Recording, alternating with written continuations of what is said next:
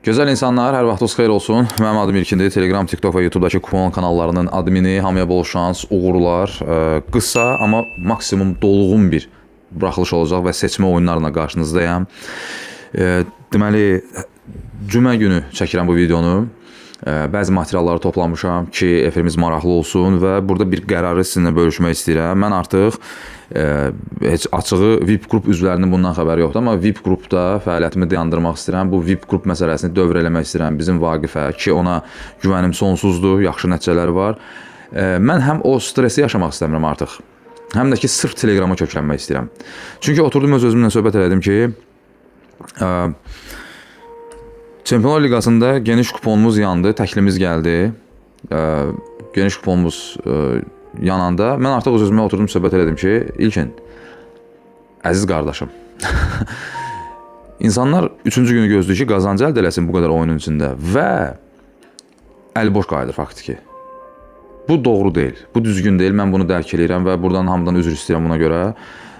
Və belə misallar, minlərlə misal var da, ona görə də mən sırf köhnə dönəmə qayıdıb Telegramla məşğul olmaq istəyirəm. VIP qrupda, mənim VIP qrupumun fəaliyyəti böyük ehtimal dayandırılacaq. Hələ bir net qərar yoxdur, bəlkə başqa bir ortaq məxrəcə gəldik. Mən amma sırf əsas prioritetimi, mənim heç vaxt əsas prioritetim VIP qrup olmayıb. Bunu VIP qrup şahidləri, üzvləri də şahiddir. Mənim prioritetim həmişə olub Telegram.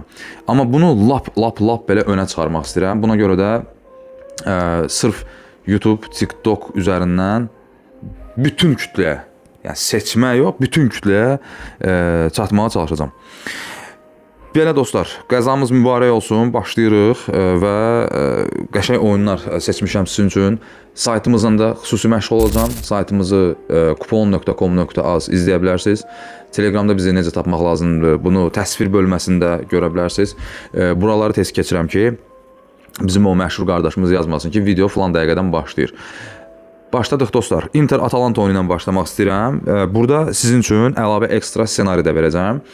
Deməli, Milana bilirsiniz ki, Inter uduzdu Derbi della Madonnina'da və məncə indiyə qədər izlədiyimiz ən mənasız derbilərdən biri idi ki, mənim gözləntim yox, qol 6 idi.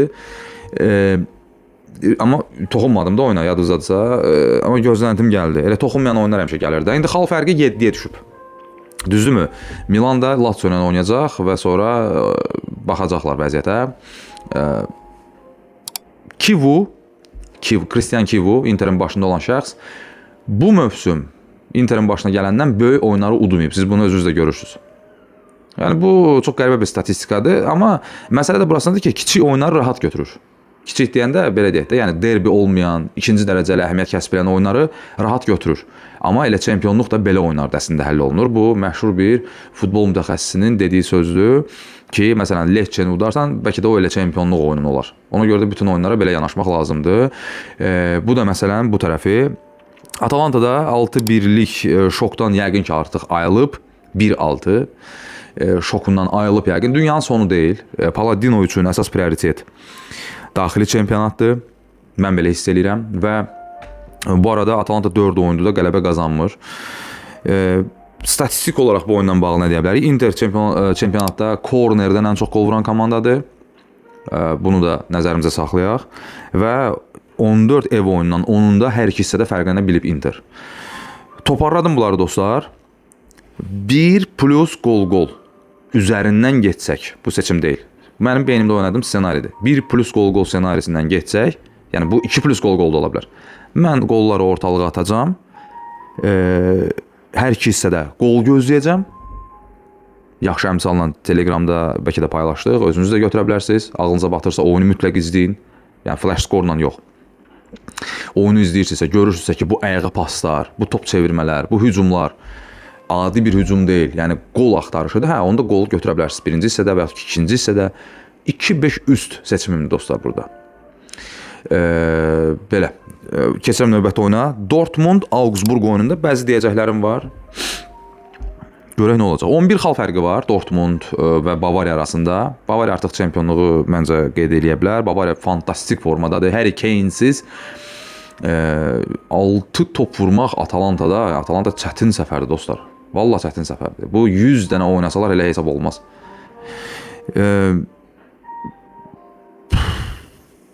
Augsburg əla formadadır dostlar və Dortmund, Niko Kovac'ın Dortmund'unu mən biz ki sevmirəm, amma evində oynayır. Augsburg Leipzig oyununa baxdım. Deməli, Schlotterbeck, bu arada Schlotterbecklər üzbəyüz gələcəklər, qardaşlar. Schlotterbeck penaltini qaçırdı. Sonra Augsburg'da kim idi ay Allah, unutdum. Əks hücumdan aşırtma vurdu qapçının üstündən. Top dirəkdən qayıtdı. Hamı artıq sevinirdi ki, qoldur. Və top dirəkdən qayıtdı düz qapçının qucağına. Birində də Leipzig'də Van der Voort milyard faizlik bir qol çıxartdı.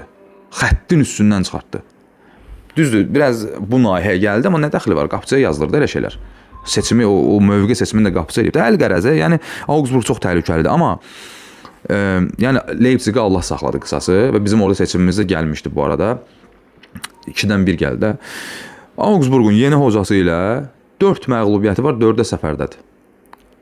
Bunu da nəzərimizdə saxlayaq. Augsburg top 5 klubları ilə 7 oyundan 6-sını uduzub və 19 gol buraxıb bu arada. Dostlar, məni narahat eləyən məqam 1. Təbii ki, həmişə kimi Kovac'dır. Çempionlar Liqası falan da yoxdur. Rahat oynamalıdır əslində.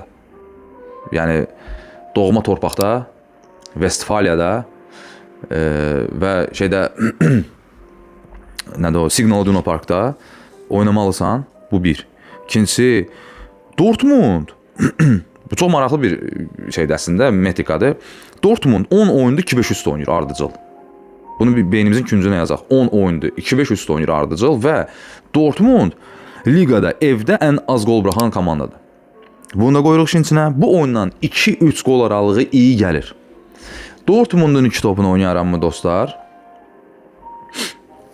1.38 əmsalla 90 dəqiqə Augsburg kimi komandaya qarşı. Bəlkə də olar.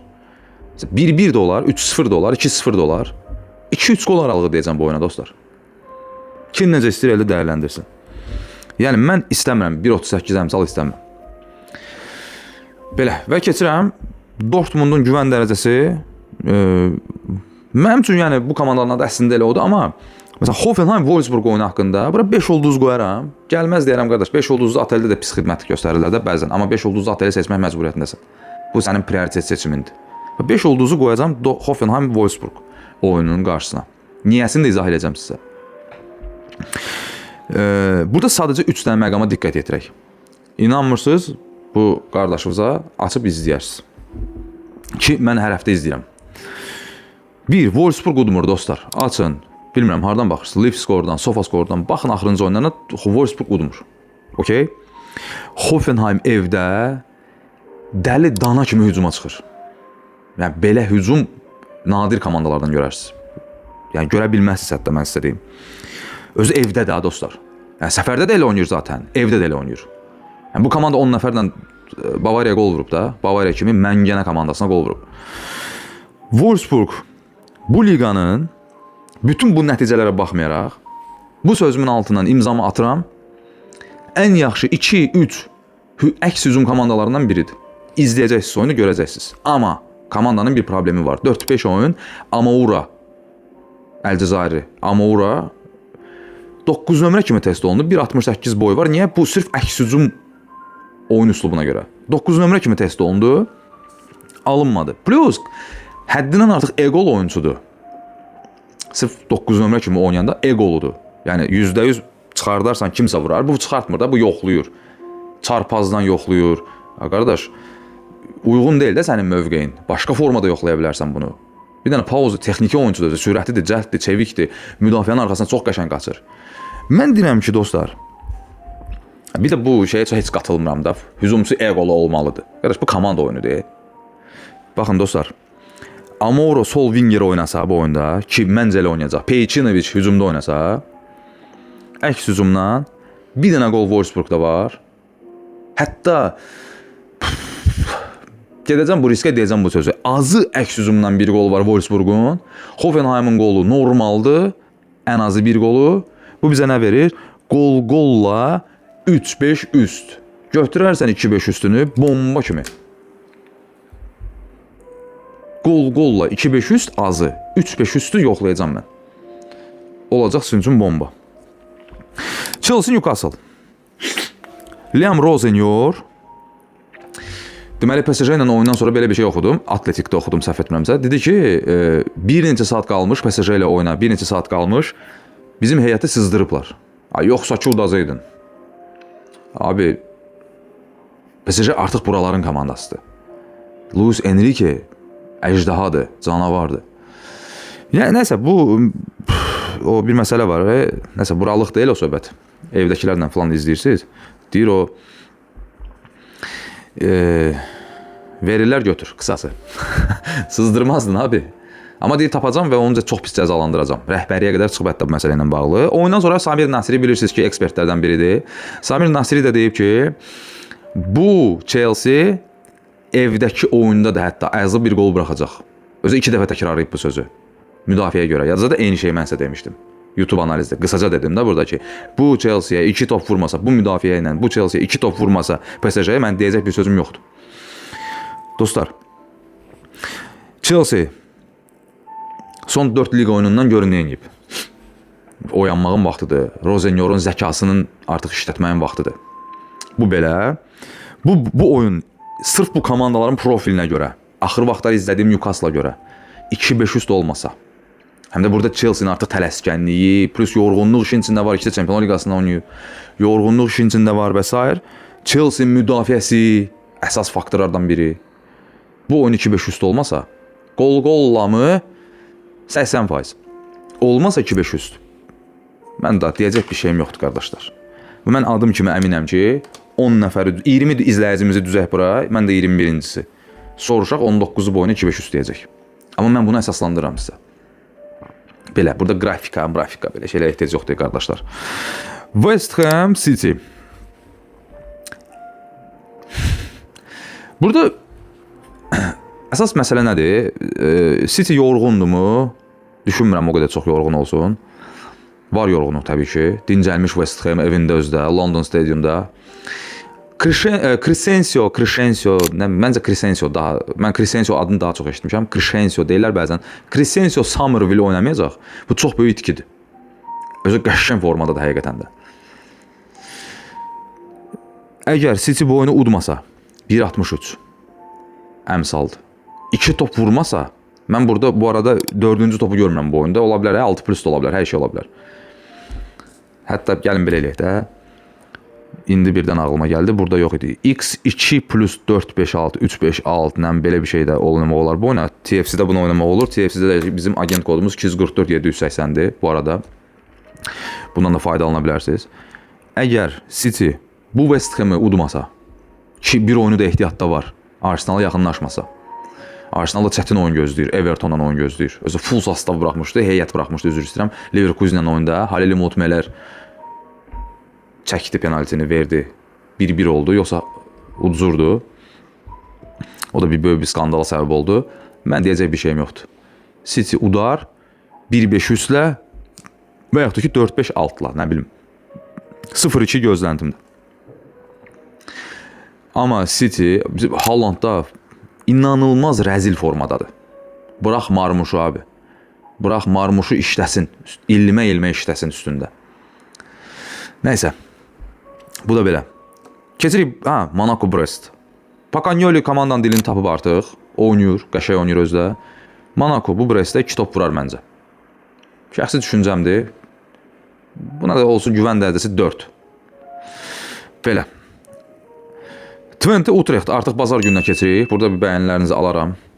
Twente Utrecht. Twente'dən 2 top gözləyəcəm. Hərçənd nə qədər də Twente Utrecht çətin rəqib olsa da, Twente'dən 2 top gözləyəcəm. Spekulativ əmsala oxşatdım erkən seans oyunudur. Baxarsınız ona bir özünüzdə. Məsələn, növbəti seansda məsələn Alkmaar Herakles oyununda qollu bir oyun gözləyirəm. Orada da Alkmaardan 2 top gözləyirəm. Üst gözləyirəm Alkmaarın 2 topu ilə, belə deyək. Alkmaar da yoruldu əməli var. Sparta kimi komandalar yorur adamı. Həqiqətən də yorur. Və 5 ulduz qoymaq istəyirəm böyük əmsallı bir oyuna. Nottingham Forest Fulham oyunudur. Nottingham Leysan şəraitində çox ağır Midtjyllandla oyundan çıxdı. Midtjyllandın bir topunu hər yerdə dəyərləndirdik. Təəssüf ki, orada yatdıq başqa bir oyundan. Abilər, futbol oynamısınız yoxsa yox bilmirəm, Leysanda, yağışda, yağış insanı dəhşət yoran bir şeydir. Bu bir. Bunu nəzərə alın. Bir də ki, bu botoks gözəli Sərhat Akın demişkən. Pereira, düzü Pereira deməmişdi, o başqasına demişdi. Botoks gözəli Pereira artıq qaz verməlidir məncə düşmə xəttindən qurtulmaq üçün və Fulham da belə oyunları sevər. Penaltili, templi, getdili, gəldili, bol momentli oyun olar və məncə biz burada golla 2-5 görəcəyik. Oyunun 2-5 əmsalı 1.79-dur. 2-5 gol, 2-dən yuxarı əmsalı bir özünüzdə baxarsınız buna, zəhmət olmasa. Və günün son oyunu Liverpool Tottenham. Buna da 5 ulduz qoyacağam. Riskli oyundur, 5 ulduz qoyacağım. Birincisi onu deyim ki, 2-5 üstü açıblar 1.41. Gol açıblar 1.68. Mən 2-5 üst tərəfdarı olan bir adam həmişə. Oldu məsələn bir göz qırpımında 2-0 ya da 2-0-2. Gol mu sıxırsan, üst mü sıxırsan deyən bir adam kimi deyirəm ki, bu 1.68 gol daha tez gələ bilər bu oyunda. Niyəsini artıq gəlin bir yerdə fikirləşək. Bu arada əgər Van de Ven başda olmaqla Thomas Frank'ın torbasını tikən adamlar deyillərsə və Tudor'a da torba tikmirlərsə, Atletico Madridin oyunu və digər oyunlar, Allah mənim bəlamı versin, bax huzurunuza deyirəm bunu. Günah da Tottenham rəhbərliyindədir. Niyə gətirmirsən bu adamı? Xarizması yox. Bu adamın ümumiyyətlə bir rəzil statistikası var. Bunu Hasan Arda Kaşıqçıdan eşitmişdim. 11 aydan artıq bir yerdə tikiş tuta bilmir bu adam. Niyə gətirmirsən bunu? Düşmə xəttində olan bir adamdır. Tam Nuno Espirito Santo vaxt ver, elə Thomas Frank'la davam elə, vaxt ver. Amma Thomas Frank'a da denən ki, qardaş, Van de Ven bir yerin yırtır, 30 zamanda. 30 abi, 8 ay otursun zamanda, nə bilim 4 ay otursun zamanda, bazar dəyərdə düşsün, ağıl başına gəlsin, dizin sürünsün qabağında, ondan sonra oynat. Çox belə mataq oyuncu olub, sürəti var, bombadır, hə, sonra Atletico'nun oyunda 18 idi yoxsa 28 idi, yadından çıxdı, amma o 8 var idi orada.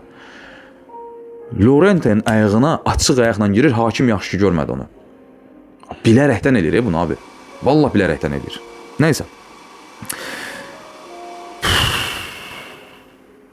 Chelsea'nin, üzr istəyirəm, Tottenham'ın Çempionlar Ligi kimi bir dərdi yoxdur. Bu oyunun geri dönüşü olmaz artıq. Atletico ilə oyunda. Liverpool'un isə var. Bu oyun sırf Tottenham'a görə ya 2-dən 1'di dostlar deyirəm. Amma gol-goldur. Mən əsas seçimim burada gol-goldur. 1.70'ə yaxın əmsaldır. Ya da ki Tottenham buradan xalı qopardacaq. Çünki niyə görə deyirəm Tottenham'a görə? Çünki Tottenham üzərindən, Tottenham kimi komandaların üzərindən belə oyunlarda qumar gedər. Liverpool'a da 1.30 əmsal açılıb. Oynamayın deyirəm qələbəsinə. Oynasa da qurban olun. Fənər kimi gələcək ha. Yəni 94'də zətdə gələcək. Sonra deyəcəksiniz ki, gəlir də ilkimizi qoymadı oynamağa. Qardaş aparıb dərmana verirsən o pulu. Mənim deyəcəklərim bu qədər dostlar. Öpürəm, bağrıma basıram. Allah'a emanet olun. Nə yaxşı ki varsınız.